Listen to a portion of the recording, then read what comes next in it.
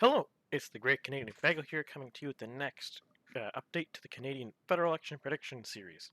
So, obviously, there's not going to be an election anytime soon. I would assume that it won't be likely until all of the we are fully moved out of a pandemic, considering the backlash Trudeau got over the last election, and that the NDP is a wet paper towel that's never going to non-confidence vote the Trudeau government, so it's going to be when he wants the next election, which will likely, because of the backlash, the last one will likely be after the pandemic's fully over. So maybe, and it would also have to be after the Conservative leadership race, because it likely would back the same kind of backlash if you called it early from there. So probably conservatively 8 months from now would be the earliest, likely more, likely longer. But there's still value in this because it's important to see how trends are emerging, how things are going, and it's easy to see it in this graphical format. Obviously, in an actual election, seat changes are much more rapid, as we all saw in 2021 election. But gains here are still important because if the Conservatives are ever leading the Liberals, that's very bad news, but likely means that the election's actually further away than it is, unless the NDP for some reason calls a non-confidence vote or agrees to one, which I doubt they will do. Unless Singh is removed as leader, and then maybe that could be something that could happen. But in the meantime, let us look at where things are. So, first and foremost here, the Conservatives have picked up a seat in BC from the NDP, and the Liberals have lost a seat in Quebec to the Bloc Québécois. New Brunswick is now slightly larger margin for the Liberals, but it's very on the cusp of less than 40 range. And that's really where nationally we are. The last month or so has shown there's been a couple of polls that are promising for the Conservatives, but we're only sitting at a couple. There's been an Abacus, there's been some Nanos polls, and there's been that one Main Street poll. The Main Street one seems like it's a bit of an outlier, but not as much as people were originally thinking. I can't say numbers, obviously, but the Nanos poll agrees relatively closely to it. It's not as significant for the Conservatives, but it's still good news for the Conservatives. Like the swing that has happened is similar, about a 3-point swing. I think I can say that. The Abacus poll has also registered a 3-point swing towards the Conservatives from the Liberals. So, while the headline numbers might not be all the same, there is definitely the trend that the Liberals have lost support and the Conservatives have gained support. I think largely this is a backlash to the emergencies call. Now, there's a lot of polling out there that says like 60% of Canadians support the Emergencies Act use. I think that polling is either wrong, like objectively so, or is being intentionally misused. The reason why I say that is I suspect a lot of these polls have been done. Do you approve with the question of, do you approve of the use of the Emergencies Act? Yes or no? Essentially, there might be more flowery words, there might be more steering, but that's basically the fundamental premise. And if you ask people that, would you rather the government do something than nothing about something people want something to be done with, they will always say, do the thing. But that's not the proper question for something like the trucker convoy protests, when it really should have been about how should the government react to it? Should they negotiate with them? Should they crack down? Should they bring the Emergencies Act? Should they do nothing because it's actually not federal fault that the city of Ottawa is doing nothing to deal with this, etc., etc. Unfortunately, that's not seems to be what the questions are asking, so I don't put much stock in the poll saying that Canadians support the use of these measures. Similarly, I don't put much stock in a lot of the talking points people are going around being like the Conservatives backing the convoy is bad publicity for them, or that they're going to look like extremists. That doesn't seem to be true at all. The Conservatives were gaining ground nationally. There was a lot of talk in the news and in social media that removal of Aaron O'Toole and putting Candice Bergen in charge as interim leader and a potential Pierre Poilievre leadership candidate would signal a rightward shift to the party, and they would lose their base, they'd lose the centrists. That appears not to be the case. Candice Bergen is doing better than O'Toole did. If we go here, the January 30th poll with the last one, or update with last one with O'Toole in charge, the Conservatives nationally about 31.45. The Conservatives are now at 32.65. And even in the last 3 weeks, the Conservatives have gained 0.5 ground and the Liberals have lost about 0.3. All is to say, it's very clear that that's not an issue. People don't largely care whether the Candice Bergen is perceived as more right-wing or not. And in fact, I would actually hazard to guess that removing someone squishy in centristy like O'Toole's actually going to be better for the Conservative Party, because in the end, it's not an election strategy that is going to work for the party. Being just right of center centrism, or right of center, just right of center party versus the Liberals who are center left left, if that makes sense.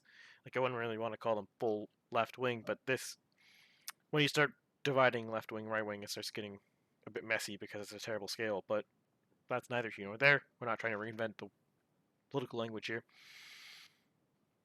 The Liberals are generally considered center, just left of center left. Like, they're not left wing, but they're not center left. So, being the, if you move really close to them, who are you trying to appeal to if you're the Conservatives? You're trying to appeal towards centrist voters, but if you're trying to appeal to centrist voters on issues that Liberals are strong with, by moderating on them, well, you're not going to do very well, because principally, people don't trust the Conservatives on those issues. I pointing to one is abortion. I'm not suggesting the Conservatives need to have a strong hardline abortion stance, but just because Aaron O'Toole, for example, is pro-choice that doesn't mean diddly squat for the party. We saw it in the 2020 election, or 2021 election, sorry. Well, even though Aaron O'Toole's personally pro-choice, and he said they're not going to advance any legislation on it, he would still got hit over the abortion issue. That's always going to happen. It's always going to be the case. The Conservative Party cannot possibly move leftward enough on abortion to not get that thrown at them. The goal or the strategy with an attack like that should not be, strictly speaking, to move leftward on it. If a personal candidate or the party as a whole want to move leftward on it, fair enough. But moving leftward on it in and of itself is not a political strategy, because people who are strongly pro-choice don't trust the party on pro-choice grounds. Similarly, people who are strongly pro-gun control don't trust the Conservative Party on gun control grounds. So Aaron O'Toole flip-flopping on guns has no possible way of gaining votes. It is a zero chance of gaining votes, because people who really don't like liberalizing gun laws will never vote for the Conservative Party, because the Conservatives historically have only ever opposed gun laws or relaxed them. The Liberals have only ever increased them or advocated for increasing them. So if you're strongly pro-gun control, you're never going to vote for the Conservatives. If you're weak on it, it doesn't matter either way.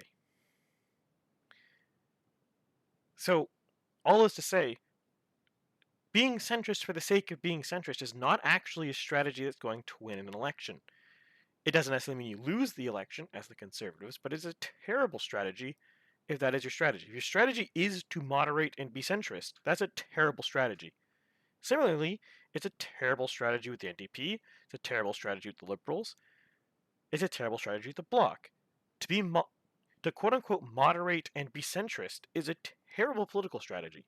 It doesn't make any sense at all, because a party has a brand, and people who care strongly about issues that are against the party's brand will never vote for that party. Maybe 20, 30 years down the line, maybe.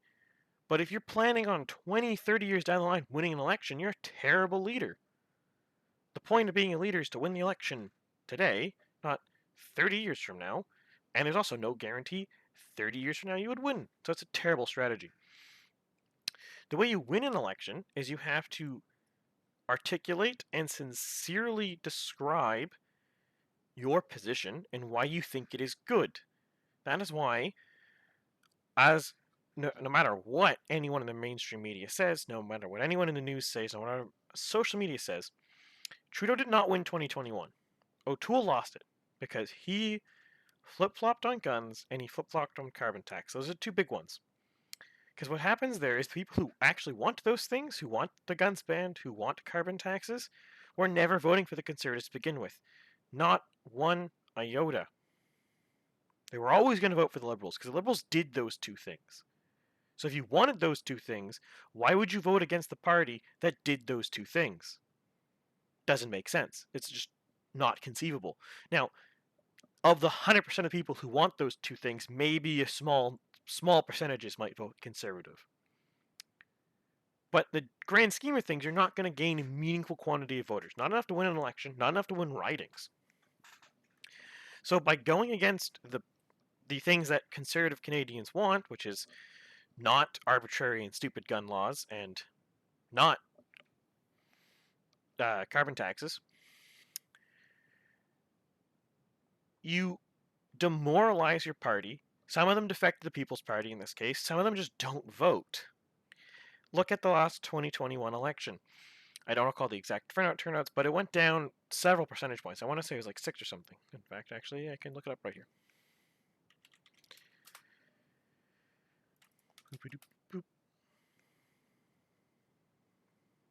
Bear with me. Yeah, it went down about 5 percentage points in turnout. Is that because those are all conservative voters staying home? No, probably not. But I think it's fair to say a bunch of conservatives stayed home. A bunch moved their votes to the People's Party, as you can look in the polling and you can look at my modeling. The Conservatives were doing quite well up until they were actually forecast to win the election, up until Trudeau tried to attack O'Toole on guns, and O'Toole completely and utterly capitulated. And then 3 days later, he's losing. I don't think it was the attack that made him lose, because as I said before, you don't get voters by quote-unquote moderating your position. You might get some squishy centrists, but you're not getting those voters per se. They're holding their nose and voting for you. They're not loyal voters. They'll switch to the next party as soon as they don't like you for whatever reason. And in the case where you are already winning, and the polls are still in your favor, and they're getting attacked on grounds that at best will energize the Liberal base and likely won't impact their base, because anyone who was already willing to vote for the Conservatives as of, I can't remember the day, was whatever, that Friday, was willing to vote for a party who was objectively stating they were going to overturn the OIC. Now, let's not relitigate the last election here. The point I'm making, all this boils down. The Conservative Party being more right-wing, being more moderate, it doesn't matter. It doesn't matter what position they could take. They could be clown-worlding it. They could believe that we should invade the moon, colonize Saturn, nonsense policies. It's completely ludicrous. It could be the dumbest thing in the world. It doesn't matter. What matters is, can you convince voters that this is a good idea? It doesn't matter what your policies. People don't care what your policies are. 90% of, not 90%, it's probably a bit exaggeration. The vast majority of people don't care about politics. They're not politically active. They might have a few pet issues they're concerned about that influence their vote. They might be, I'm a gun person. I'm a union person. I'm a climate change person. Might influence their vote, but they're not aware of every single issue. They don't keep a headcanon on every single thing. They don't really care who their MP is.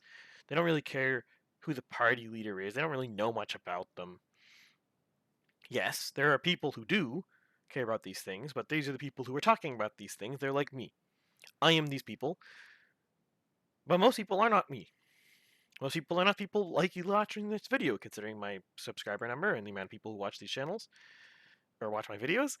You people watching this video are probably people who are way more politically active than average. The average person isn't particularly politically active. They're not dumb, they're not ignorant, they're just not particularly politically active. And since they're not super politically active, they don't have a very strong worldview. This is not good or bad, it is just objectively a thing. The more politically active you are, the more ideological worldview you likely have, the more strong it forms. Like, your beliefs are more strongly coherent if you're politically active long enough. The goal of a party is to convince the people who care enough to vote that their worldview is good for them. Doesn't matter what the worldview is. Just matters you can convince those people who are voting that your worldview is good for them. You could be morally reprehensible, essentially evil human beings. If you can convince enough people that you are going to be good for them, you will win an election. As cliche as it is, that's what Hitler did. He convinced a bunch of people that what his policies were going to do were going to be good for them. And he won an election. And then he decided to be a morally reprehensible human being. But it just goes to show, elections are not about issues, per se.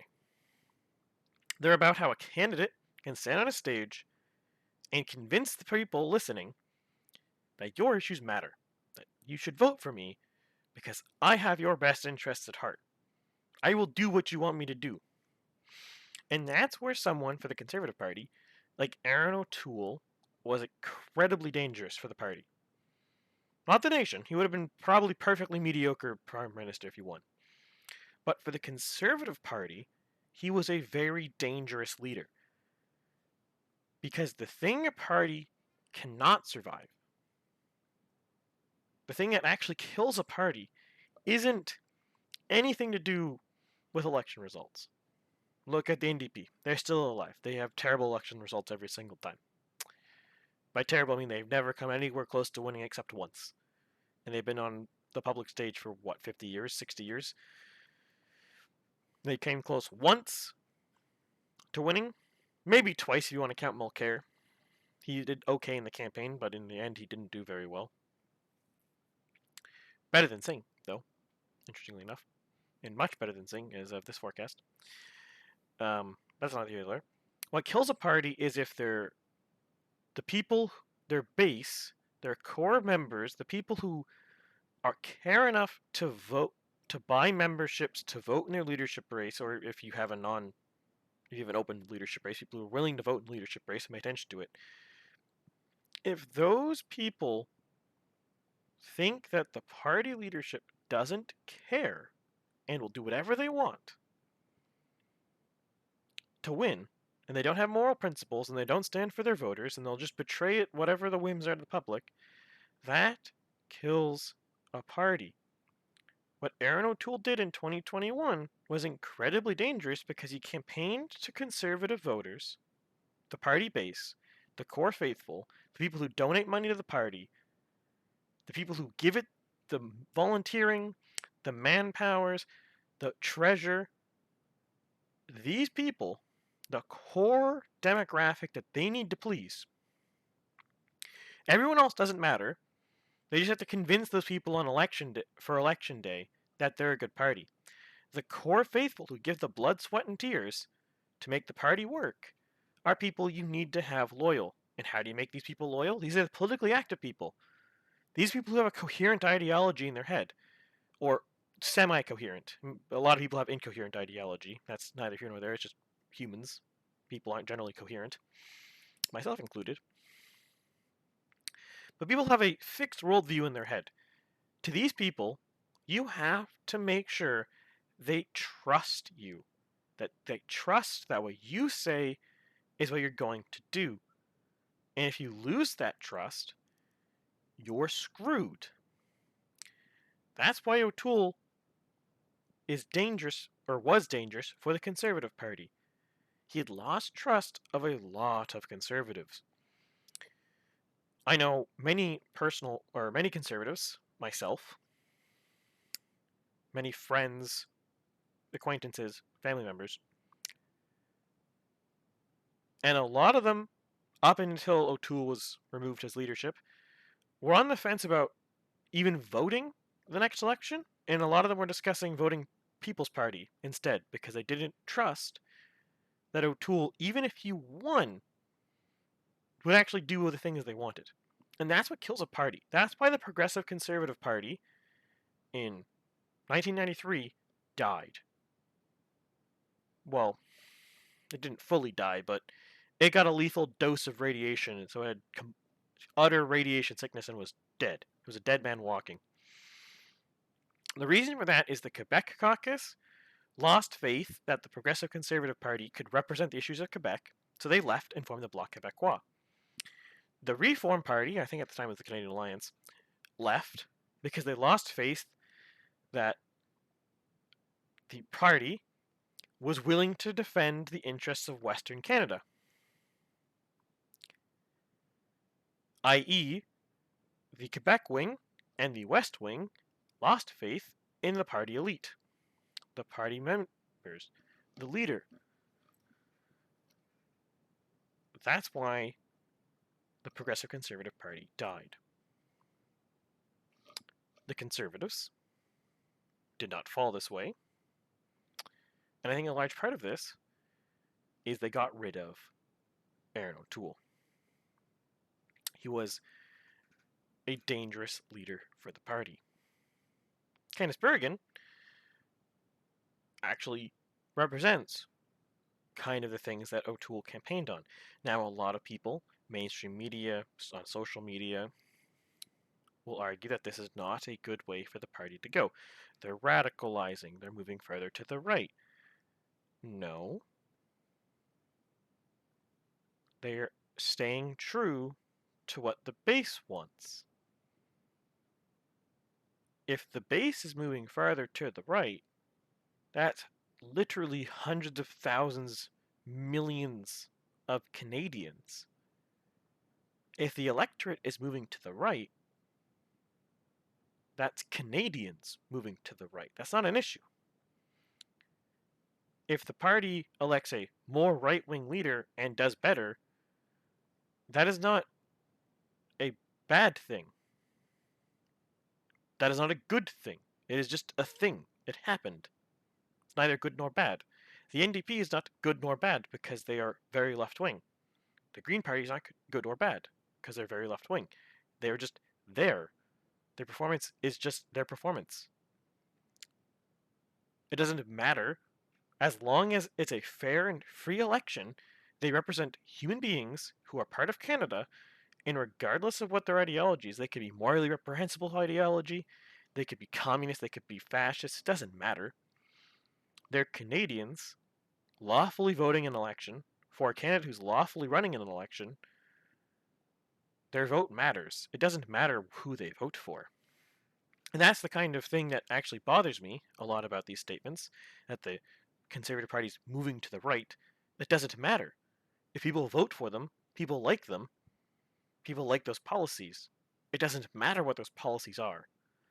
Maybe they're good or bad. Doesn't matter. Democracy is not about what's good. It's not about what the effective thing is. It's not about who's right or who's wrong. It's about what people want. At the end of the day, there shouldn't be values judgments on what a party's doing, per se. What matters is the party doing things to represent the people? Now, that is not to say there should not be political disagreement. That's not to say that Pierre Poilievre is wrong for criticizing liberal fiscal management over the COVID pandemic. It has nothing to do with that. What it should say is the party's position doesn't matter. It's up for the electorate and the campaign to decide. Saying this is too far right is meaningless. You don't know until you run that campaign. And as I said before, people don't really care. Most people don't have a good view of what right or left is. Even most pundits don't have a good view of what right or left is. What right and left is changes continuously, always. The left 20 years ago was anti-immigration. Well, ish. They weren't pro-immigration. Now, on the left, if you even talk about anti-immigration, you're a heretic. Example. This is the US, but it's still an example. Bernie Sanders in 2012 was anti-immigration, straight up, objectively anti-immigration. Now, won't even touch it with a 10-foot pole, the idea of anti-immigration. The point there is not to color him with hypocrisy or tar him or feather him. It doesn't matter. What matters, the point here, is that what is left and what is right changes over time. There's some broad trends that stay true, like the right's typically more personal responsibility, the left typically believes the government can actually fix things. There's broad strokes, but individual issues move all around. There's some correlation, but not enough to really describe what left and right is. It's a moving target. So all this to say, people don't actually really know what left and right is, for the large part. And the people who do are the politically active people. The average person doesn't really have a good conception. So describing something as more right or more left is mostly just a means to scare people and fearmonger them, because it generally doesn't matter. If your opposition to Candice Bergen is that she is more right-wing, you don't actually care about democracy. You're not interested in debating her ideas. You're trying to fearmonger people by associating her with radicals or crazy people, or maybe in a lot of cases, Nazis. But that means you don't actually believe in proper democracy if you're trying to associate someone with a radical enemy so people don't want to vote for them. Because the point of a democratic system isn't that you scare people into voting for you, it's that you confront your opponent's ideas and you convince human beings, the Canadian citizens, that your ideas are better than theirs. That's the point of democracy.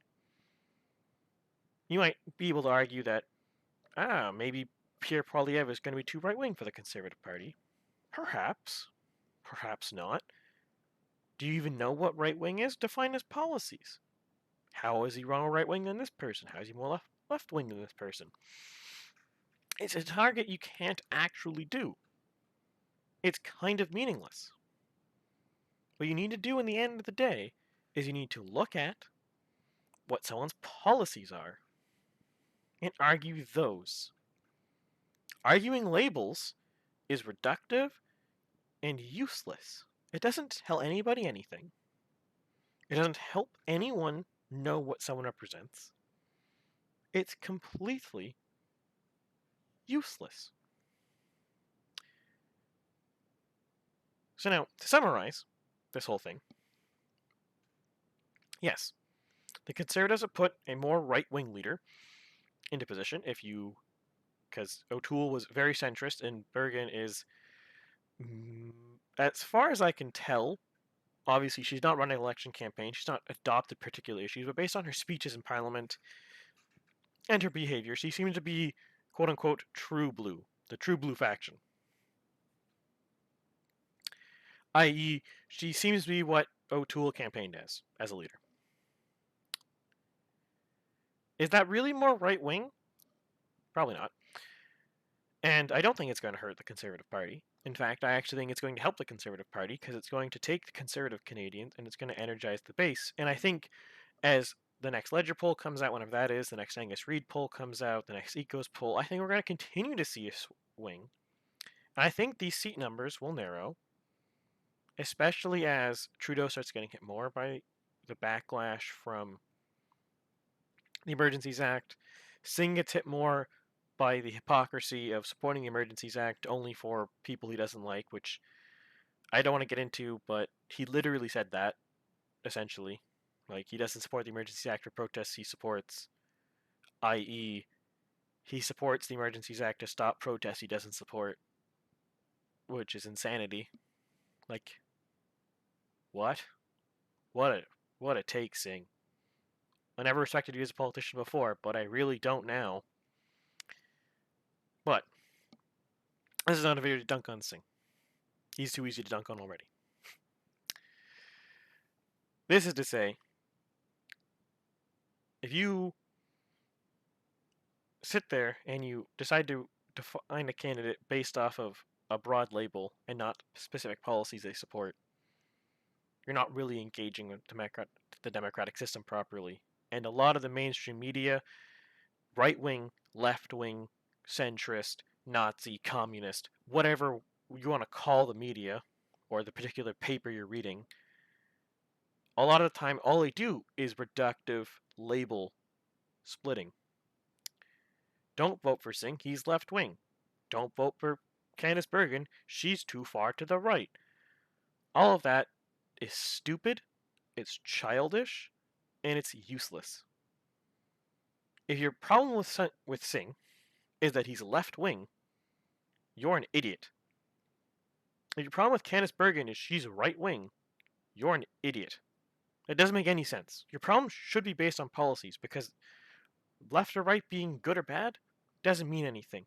Left and right doesn't mean anything. It's literally a human construct. We made those terms up. They don't mean anything. There's no coherent thing that says left is this and right is that. It's just you're on the left side of this issue, you're on the right side of this issue. What does that mean? You agree or disagree with me. And I associate myself with this label. That's what that means. It's meaningless. You might be able to break it down into more detail and more fine grain, but you don't see like CNN be like, that's a bad example. CBC being like, here Polyev is a right libertarian. That's even that's a bit reductive. He's economically conservative and so fiscally conservative, but he's centrist on social issues or whatever you want to call him. You don't see them say that. Even that's kind of overgeneralization, because let's pick social conservatism, right? The boogeyman of everybody on the media. What is social conservatism? Can you name it? Commenter, I challenge you. Name social conservative. Define it. Do not say any hot button issue. Define the idea behind it. I challenge you. It's possible. It's not an impossible task, but most people cannot do it without looking online, and don't do that. It would defeat the purpose of it. Yes, it's pretty easy to point out social conservative issues like abortion, but all of them, well, some issues are considered social conservative, but really it's a misnomer to call them that. Like gay marriage, well, the opposition to gay marriage for social conservatives has nothing to do with marriage. Sorry, gays marrying. It's everything to do with the fact that the state is calling it marriage. They disagree with that.